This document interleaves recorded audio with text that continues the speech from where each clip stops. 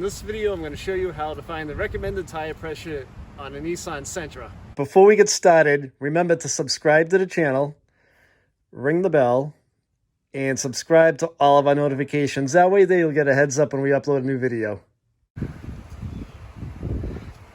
So this tire right here happens to be a Mastercraft tire, and the manufacturer recommends this tire can take up to 44 psi. That's the maximum tire pressure that the manufacturer of the tire says that you can put into this tire.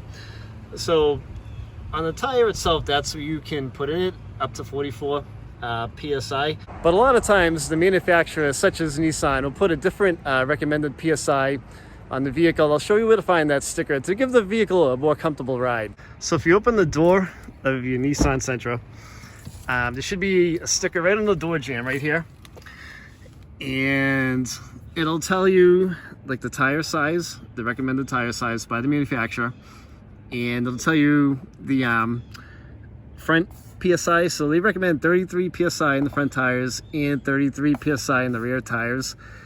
And the spare tire, they recommend 60 psi in the spare tire, so check that from time to time in case you break down, in case you get a flat and you need to use your spare tire. But that's what Nissan recommends for a more comfortable ride on the vehicle. So it's a little bit different than what the tire manufacturer has for maximum. Just kind of a quick video for you guys to show you where to find that on your Nissan Sentra. I hope you enjoyed it. Don't forget to subscribe to the video, and if you like it, if you have a question, leave a comment on the channel. I will reply back to you. Thanks for watching.